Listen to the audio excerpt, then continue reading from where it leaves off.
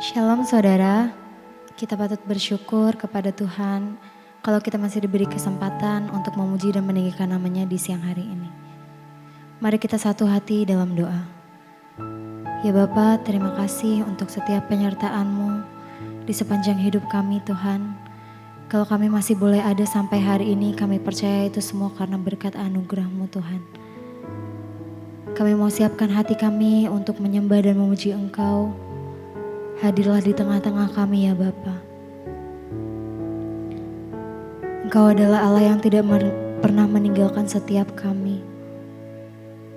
Engkau juga yang bekerja melalui perbuatan tangan-Mu yang ajaib. Saat kami datang menyembah-Mu, bukan hanya dengan pujian tetapi dengan kerinduan untuk meninggikan nama-Mu Tuhan. Sekarang kami mau memuji-Mu Allah yang mulia.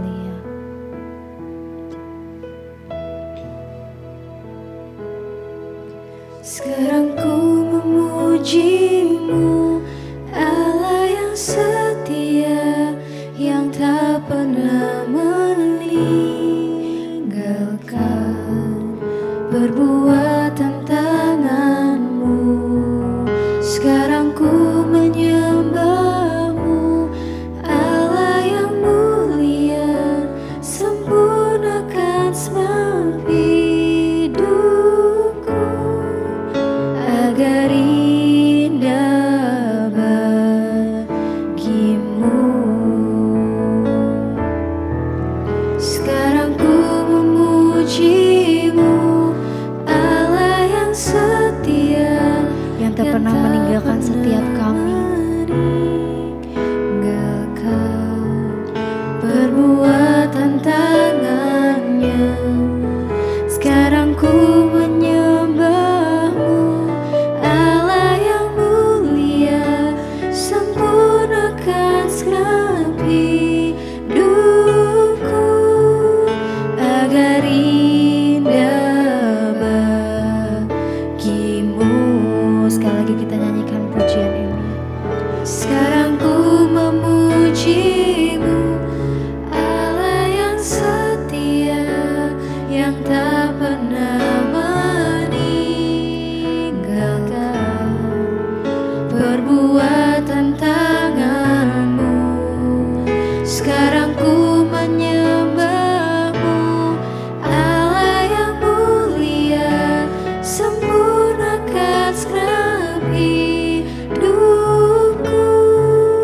agar indah Sekali lagi kita nyanyikan. bagi-Mu. Sekarang ku memuji-Mu ya Bapa. Sekarang ku memuji-Mu, Allah yang setia, yang tak pernah meninggalkan perbuatan tangan-Mu. Sekarang ku menyembah-Mu, Allah yang mulia, sempurnakan segenap hidupku agar indah bagi-Mu. Kami tahu Engkau Tuhan yang setia, yang selalu menyertai di setiap musim kehidupan kami. Engkau tak pernah meninggalkan kami dan segala yang Engkau lakukan melalui perbuatan tangan-Mu sempurna ya Tuhan. Kami mau persembahkan hidup kami kepadamu. Ku persembahkan hidupku kepadamu Tuhan, untuk kemuliaan-Mu ku berikan hidup ini sebagai persembahan yang berkenan padamu.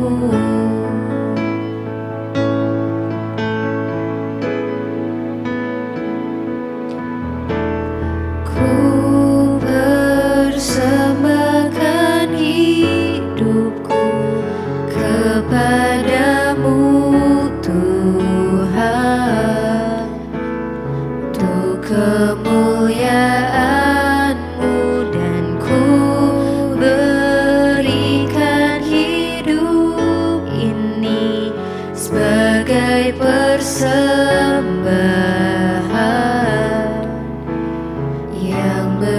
berkenan padamu. Sekali lagi kita nyanyikan. Ku persembahkan hidupku kepadamu Tuhan. Kami mau persembahkan hidup kami untuk kemuliaan-Mu Tuhan. Ku berikan hidup ini sebagai persembahan yang berkenan padamu. Kami mau mengenapi firman-Mu Tuhan. Kami tahu Engkau selalu ada bersama dengan kami. Kita mau nyanyikan pujian hidupku mengenapi firman-Mu.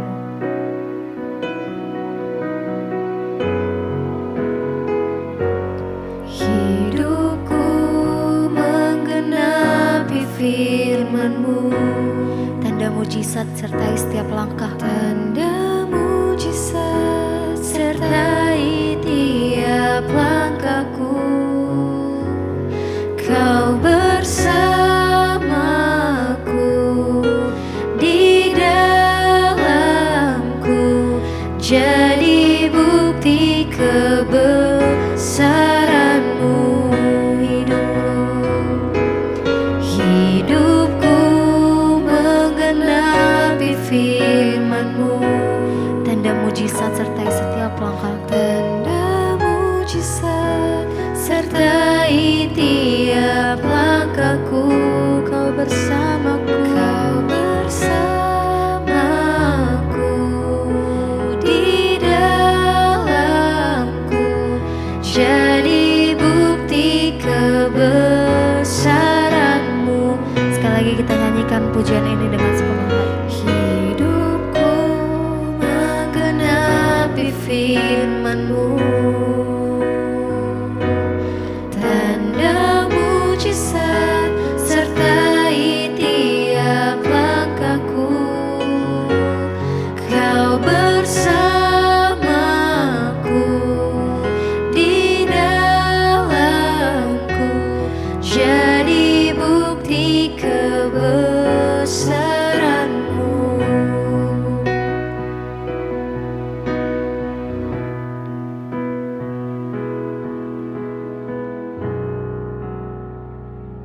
Terima kasih buat hari ini Bapa.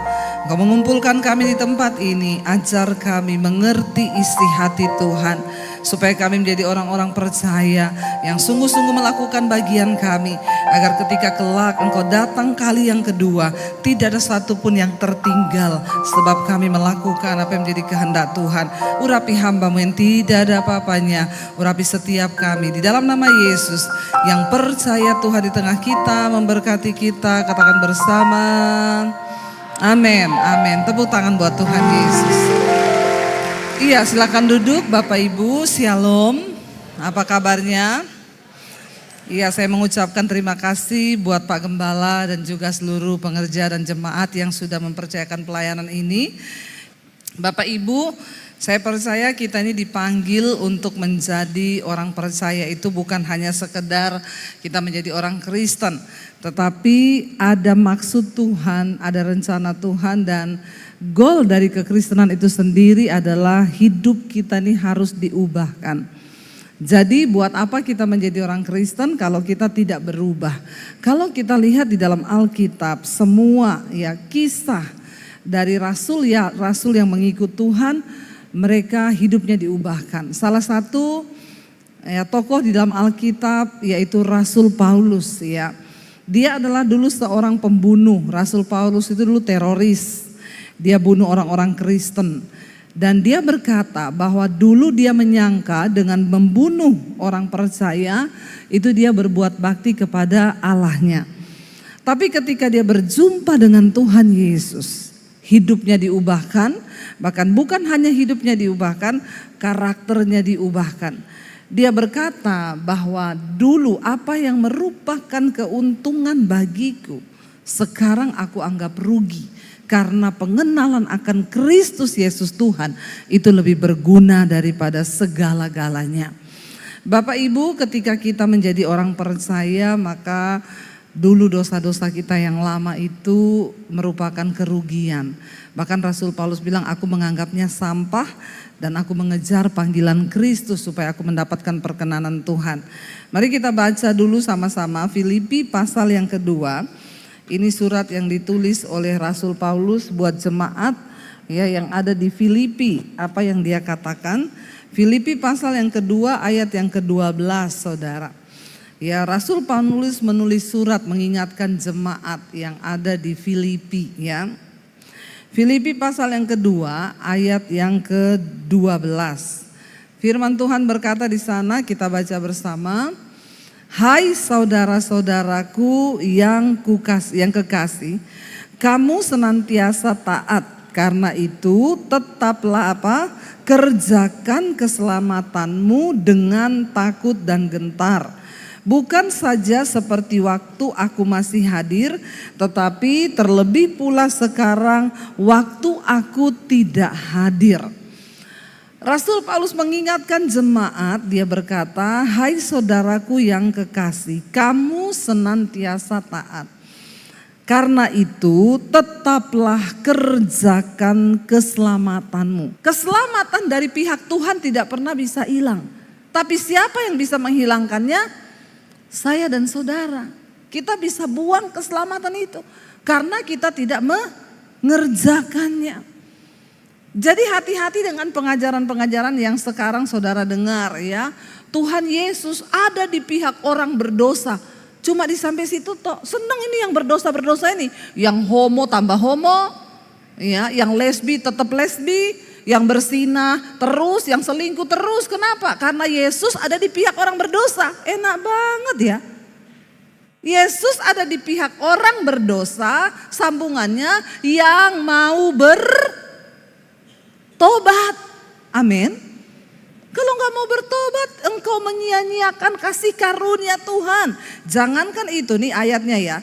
Coba kita baca Titus pasal yang pertama ayat yang ke-16. Supaya saudara tuh tahu, jangan saudara bermain-main dengan keselamatan. Ya, Titus pasal yang pertama ayat yang ke-16 berkata, kita baca 1, 2, 3. Mereka mengaku mengenal Allah, tetapi dengan perbuatan mereka menyangkal Dia. Mereka keji dan durhaka dan tidak sanggup berbuat sesuatu yang baik. Hari-hari ini banyak orang itu mengaku mengenal Tuhan. Tapi dari perbuatan mereka yang jahat, sesungguhnya mereka sudah menyangkal Dia. Bagaimana caranya kita ini murtad? Bukan ketika engkau tinggalkan Yesus engkau pindah agama. Murtad itu ketika kita ini mengaku percaya Tuhan. Tapi kita nggak hidup sesuai dengan firman-Nya. Kita terus berbuat kejahatan. Bahkan sekarang ini banyak ayat-ayat firman Tuhan yang diputar balik. Kemarin ada ibu konseling, Bu. Suami saya selingkuh, Bu. Dia selingkuh sama janda muda. Terus saya tegur dia, Bu. Saya bilang, kenapa kamu tuh selingkuh? Suami saya jawab, Yesus berkata kita ini harus mengasihi janda-janda. Enak ya. Karena ibadah yang sejati itu adalah memperhatikan janda-janda. Jadi kalau kamu suruh saya tinggalin dia, siapa yang akan merawat dia dan anaknya?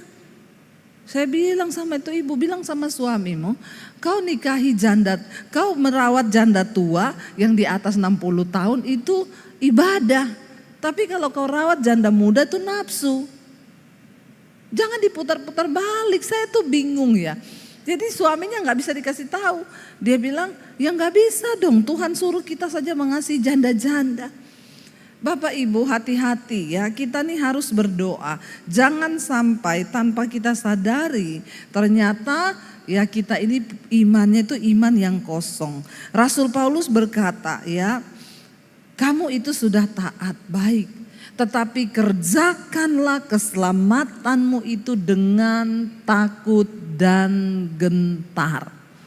Supaya kalau Tuhan datang satu saat, tidak ada satu orang pun dari kita yang tertinggal.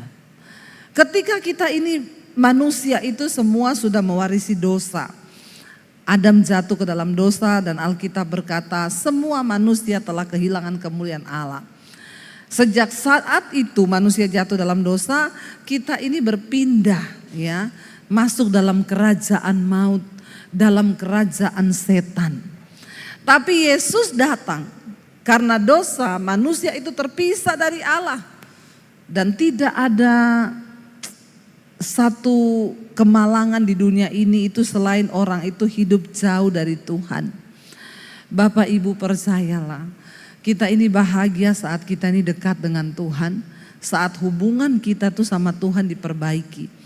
Tapi kita akan malang ketika hubungan kita dengan Tuhan tidak diperbaiki. Banyak orang Kristen masuk keluar gereja, tapi sesungguhnya hubungannya dengan Tuhan itu belum diperbaiki. Dia masih hidup dalam dosa, bahkan banyak yang hidup menjadi temannya setan.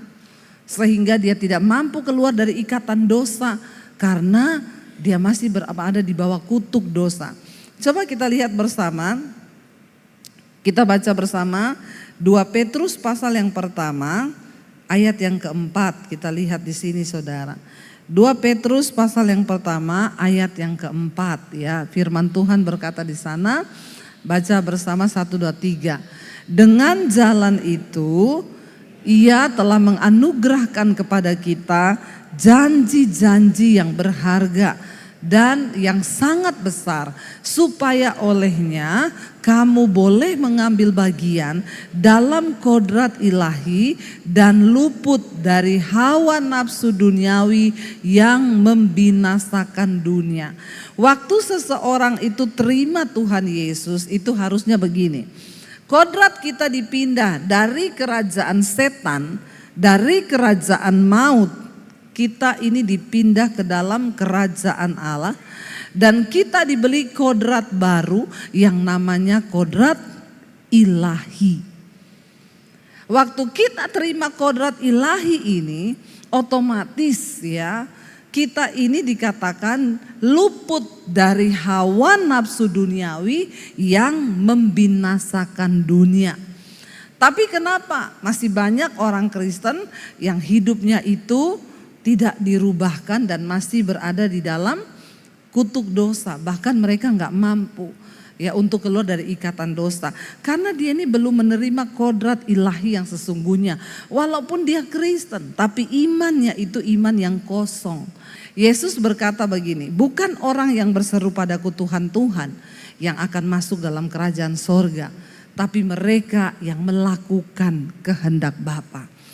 Dengan kata lain, orang sekalipun Kristen, Yesus berkata pada satu saat nanti ya, ketika Yesus datang kali yang kedua, ada begitu banyak orang yang ngaku-ngaku sama Tuhan berkata, Tuhan, aku ini melakukan mujizat demi namamu, aku usir setan demi namamu, aku bangkitkan orang mati demi namamu. Tapi Tuhan berkata, enyahlah engkau daripadaku, hai engkau sekalian pembuat kejahatan, sebab aku tidak mengenal engkau. Yesus berkata, pada akhir zaman nanti aku akan berterus terang kepadamu bahwa aku tidak mengenal engkau.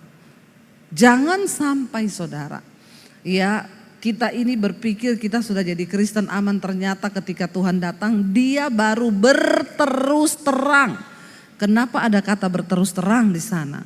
Berarti banyak orang yang selama ini berpikir dia sudah menerima karunia keselamatan, dia sudah selamat, ternyata ketika Tuhan datang Tuhan berterus terang bahwa kita ini tidak dikenal.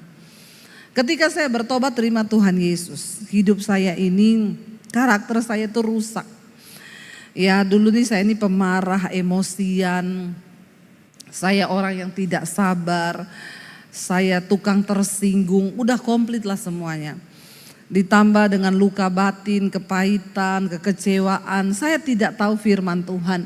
Jadi tidak ada yang menyembuhkan jiwa saya. Ketika saya terima Tuhan Yesus, saya baca Alkitab. Saya baru tahu karakter saya itu rusak ketika saya baca Alkitab.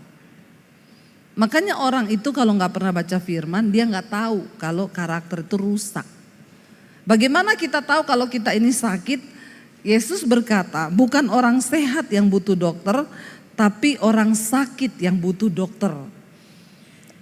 Orang itu bisa sembuh kalau dia itu sadar bahwa dia sakit, ya. Tapi banyak orang itu tidak menyadari kalau dia tuh sakit. Dikit-dikit tersinggung, dikit-dikit marah, dikit-dikit kepahitan, ya, terikat dalam dosa, jatuh bangun dalam dosa. Tapi dia tidak sadar kalau dia itu sakit. Bahkan kalau dibilang orang, ya kamu tuh kayaknya sakit jiwa. Dia marah. Bapak Ibu, orang tuh sedikit-dikit marah tuh sakit jiwa loh. Ya, jadi orang sakit jiwa itu bukan yang lari-lari di jalan. Saudara dikit-dikit marah, awas loh, hati-hati, jiwamu tuh sakit loh. Ya, karena Alkitab berkata dalam jiwa manusia itu terdapat pikiran, perasaan dan kehendak, ya. Jadi yang senyum-senyum ini kayaknya ya kena ini, merasa bahwa dia itu sakit jiwa, ya. Puji Tuhan lah kalau Anda merasa Anda sakit jiwa. Itu awal yang baik untuk Anda bisa disembuhkan. Karena kalau orang gak sadar dia sakit, dia gak akan mencari kesembuhan. Tapi kalau orang sadar dia sakit, aku ini perlu waktu saya belum bertobat terima Yesus, saya merasa saya paling benar. Pokoknya semua saya benar. Ada orang gak cocok dengan saya labrak, saya hajar. Tapi ketika saya bertobat, saya terima Yesus, saya baca Alkitab. Waduh, ternyata banyak sekali salah saya. Makanya firman Tuhan itu berkata, Alkitab ini cermin. Orang yang membaca firman Tuhan dan tidak melakukannya, dia itu seibarat orang yang mengamat-amati mukanya di depan cermin. Baru saja dia lihat mukanya, dia segera pergi dan dia lupa dengan mukanya. Saya mau tanya di sini ada Bapak Ibu yang lupa mukanya seperti apa? Ada enggak yang lupa? Atau ada bapak-bapak situ berkata, ingat Bu, saya kayak Ari Wibowo. Nah, kalau itu amnesia, ya. Kita tahu kan muka kita seperti apa? Ya, saya nggak mungkin saya mirip Momo Gesia. Itu namanya gila. Saya tahu muka saya seperti apa. Saya tahu, saya hafal. Di sini ada flek, di sini ada tai lalat. Iya nggak? Kita tahu. Kenapa? Karena tiap hari kita bercermin. Tapi Alkitab bilang orang yang membaca firman Tuhan, tapi dia itu tidak melakukannya. Dia seibarat orang yang melihat mukanya di cermin, dia pergi lalu dia lupa bagaimana wajahnya. Kenapa kita perlu membaca Alkitab? Alkitab itu cermin supaya kita tahu kesalahan kita. Tapi banyak orang itu ya menjadi Kristen tuh nggak pernah baca. Misalnya saudara, kita baca Alkitab dikatakan di sana, jangan marah, tinggalkanlah panas hati itu. Waktu kita itu tahu, oh Tuhan tuh tidak berkenan pada orang yang marah. Tuhan, aku ini pemarah. Ubah aku Tuhan. Aku pengen berubah jadi orang yang tidak marah-marah. Amin. Ketika kita tahu bahwa kita ini ada salah, ada yang kurang dari karakter kita, kita berdoa. Dulu saya berdoa puasa loh saudara. Ya, tiap hari saya doa puasa, saya baca Alkitab. Tuhan, saya ini orang kurang bersuka cita, saya ini pemarah, tidak ada damai sejahtera. Karena itu saya berdoa, Tuhan, saya mau berubah. Saya mau jadi orang yang sabar. Saya ambil doa puasa loh. Waktu saya keluar dari kamar, wah adik saya tuh bikin saya emosi saudara. Dulu saya berantem sama dia, biar dia laki-laki, saya lempar pakai sepatu mukanya. Tapi waktu saya bertobat, ya, saya tahu firman Tuhan banyak mengajari saya. Firman Tuhan bilang gini, musuhmu itu bukan darah dan daging, bukan orang, bukan manusia, tapi musuhmu itu roh yang di dalam orang itu. Jadi kalau kamu itu berantem dengan orang, Alkitab bilang jangan kalah dengan kejahatan, tapi kalahkanlah kejahatan itu dengan kebaikan. Jangan mengutuk, tapi memberkati. Jadi waktu saya keluar kamar, adik saya maki-maki saya. Setan ngomong di telinga saya, ambil tuh sepatu, lempar ke mukanya dia. Saya sudah mau ambil tuh sepatu. Roh Kudus ngomong, tadi kamu berdoa minta apa? Saya berdoa minta sabar. Ini jawabannya.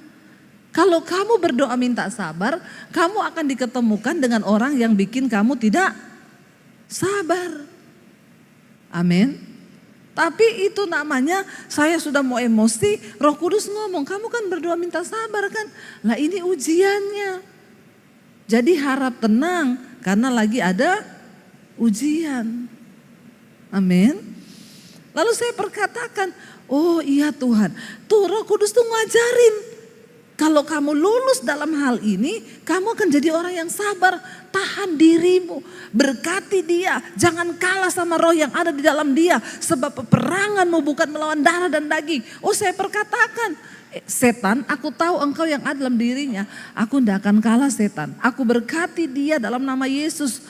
Dia sibuk maki-maki saya di dalam hati. Aku berkati engkau dalam nama Tuhan Yesus. Aku tidak akan kalah setan. Karena Alkitab berkata, jangan kalah dengan kejahatan, tapi kalahkan kejahatan dengan kebaikan. Jangan mengutuk, tapi memberkati. Waktu saya sibuk berperang dengan diri saya nggak dengar lagi dia ngomong apa. Saya tidak emosi. Besoknya dia bikin saya emosi lagi. Saya sudah tidak emosi. Itu loh, perubahan karakter itu sekolah dari Roh Kudus. Amin. Itu enggak bisa saudara datang sama Pak Gembala. Pak Gembala doakan saya ini Pak. Saya ini tukang marah-marah. Terus didoakan sama Pak Gembala dalam nama Yesus. Roh marah keluar. Enak aja. Enggak ada begitu. Karakter itu dibentuk. Amin. Karunia engkau bisa dapat. Pak Pendeta tumpang tangan, karunia. Pak, saya pengen bahasa roh Pak. Sini, tak tumpang tangan. Dikasih karunia sama Tuhan, Pak Pendeta tumpang tangan, langsung bahasa roh. Bisa, tapi karunia tidak menyelamatkan. Orang punya karunia, bisa mendoakan orang mati bangkit. Ditolak lu sama Tuhan, aku tidak kenal engkau. Pembuat kejahatan. Yang terpenting dalam hidup kita, pengiringan kita kepada Tuhan itu karakter. Karunia bisa membuat engkau cepat naik ke atas puncak. Tetapi karakter yang membuat orang itu bertahan di atas puncak. Dan karakter itu tidak didapat dengan ditumpang tangan. Karakter itu didapat kita dibentuk setiap hari. Menghadapi suami, menghadapi istri, menghadapi anak-anak. Kita bersosialisasi dengan orang bagaimana itu dibentuk.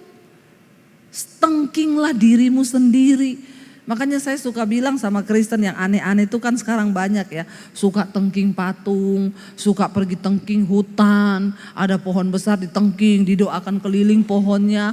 Kata setannya gini, lu ngapain? Ya gak kurang kerjaan ya kau. Setan yang dalam dirimu itu lebih besar. Galatia pasal yang kelima berkata apa? Keinginan daging itu telah nyata. Percabulan, kenajisan, hawa nafsu, nafsu jahat, iri hati, kebencian, dendam, kepahitan, kekecewaan, roh pemecah belah, pertikaian, perselisihan. Itu semua ada dalam daging kita. Dan barang siapa melakukan hal-hal itu, dia tidak mendapat bagian dalam kerajaan Allah. Enggak masuk surga. Ngeri enggak saudara? Jadi hati-hati. Ya ada orang selingkuh, ditanya kenapa bapak selingkuh, ibu selingkuh. Iya bu gara-gara setan. Setan bilang yang enak lu yang sial gua. Yang selingkuh kau, yang salah saya. Sampai setan tuh protes sama Tuhan. Saya udah enggak mau jadi setan Tuhan. Kenapa? Manusia lebih setan dari setan. Ya setan sembunyi di gudang tua aja dicari pakai kamera saudara, mau dibikin konten.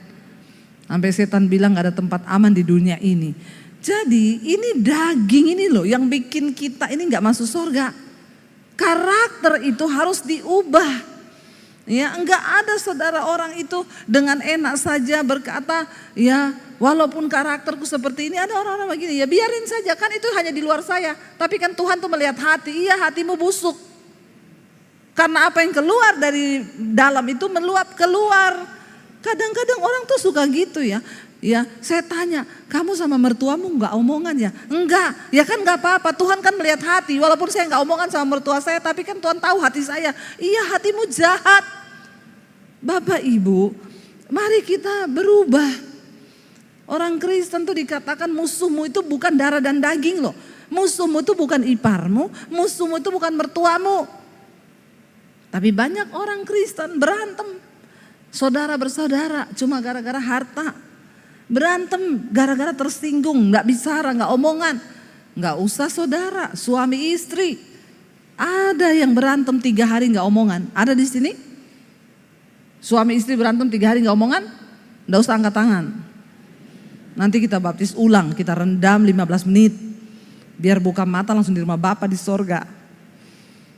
Ngeri loh, ada orang-orang Kristen yang masih begitu. Kita nih harus berubah. Jangan biarkan jiwamu tuh sakit. Ingat loh Bapak Ibu, ketika kita mati, nanti jiwa kita ini loh yang akan dihukum loh. Yesus berkata, jangan kamu hanya takut kepada manusia yang cuma berkuasa membunuh tubuhmu, tapi takutlah kepada Allah Bapa yang berkuasa membunuh jiwamu di dalam neraka. Makanya jaga ini dibentuk. Ya, kalau kita tiap hari ya marah, tiap hari kepahitan, tiap hari khawatir, ini karakter yang harus diubahkan. Ya, sukanya nyolong, malas. Ada banyak hal dalam hidup ini yang harus dirubah oleh Roh Kudus, tapi itu bisa terjadi ketika kita berkata, Tuhan, aku mau dibentuk, aku mau diubah.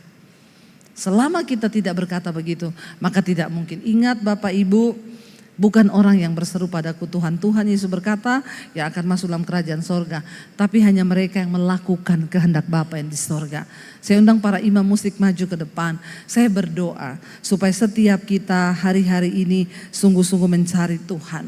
Kita sungguh-sungguh mau diubahkan oleh Tuhan. Kita sungguh-sungguh mau dibentuk oleh. Saya pengen baca dulu yuk Yakobus pasal 2. Mari kita lihat Yakobus 2 ayat 19 sampai ayat 20. Yakobus 2 ayat 19 sampai ayat 20 di sana berkata begini saudara. Kalau kita hanya punya iman tapi tidak punya perbuatan, dikatakan di sana, baca 1, 2, 3. Engkau percaya bahwa hanya ada satu Allah saja, itu baik. Tetapi setan-setan juga percaya ya akan hal itu dan mereka gemetar. Ya, ayat yang berikutnya di sana dikatakan, hai manusia yang bebal, maukah engkau mengakui sekarang bahwa iman tanpa perbuatan adalah iman yang kosong? Saya mau tanya, kalau imannya kosong, bisa nggak iman itu menyelamatkan? No. Punya iman iya, tapi imannya nol. Punya iman mengaku percaya Yesus, tapi nol. Tidak bisa kita lakukan apa-apa. Mari kita mau datang pada Tuhan, bangkit berdiri bersama. Kita mau bilang pada Tuhan, Tuhan kami mau taruh hidup kami mati di mezbah Tuhan. Supaya kami boleh hidup di dalam hidup yang baru. Ku telah mati dalam hadirat Tuhan. Hari ini biar kita semua merenung di hadapan Tuhan. Bapak Ibu, kitalah yang tahu apa yang perlu dirubah dari karakter kita. Katakan pada Tuhan, ubah aku Tuhan. Kalau engkau seorang yang pemarah, engkau seorang yang belum mengampuni, atau engkau jatuh dalam banyak dosa, malam ini katakan Tuhan, ampuni aku. Ubahkan aku Tuhan. Supaya aku tidak tertinggal ketika engkau datang kali yang kedua. Kami mau nama kami tercatat di dalam kitab kehidupan. Sehingga ketika engkau datang, engkau mengenal kami sebagai anak-anak-Mu yang nama kami ada di dalam kitab kehidupan. Kami tidak tahu Tuhan, kapan kami dipanggil pulang ke rumah Bapa. Tapi biarlah Tuhan, selama masih ada waktu kami di dunia, kami perbaiki apa yang bisa kami perbaiki. Roh Kudus, kami berdoa, Roh Kudus ambil alih seluruh hidup kami. Engkau roh penolong, engkau roh sumber kekuatan yang mampu mengubahkan hidup setiap kami. Kalau ada di antara kami yang masih menyimpan kekecewaan, yang masih menyimpan kepahitan, biar kami lepaskan pengampunan Bapa.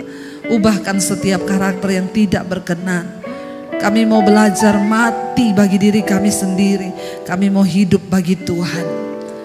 Terima kasih buat ibadah siang hari ini. Mari buka hati dan tanganmu, saudara, terimalah berkat dari Allah Bapa, cinta kasih dari Tuhan Yesus Kristus, penyertaan Allah Roh Kudus menyertai hidupmu mulai hari ini bahkan sampai kali yang kedua. Tuhan Yesus datang menjemput kita, namamu tercatat dalam kitab kehidupan. Dalam nama Tuhan Yesus yang percaya diberkati Tuhan, katakan bersama, amin, amin, amin. Kau yang pegang tanganku, kau yang sentuh hatiku, selamanya ku cinta kau Yesus. selamanya ku menyembahmu. Kau yang pegang tanganku, Kau yang sentuh hatiku. Selamanya ku cinta Kau, Yesus. Selamanya ku menyembahmu.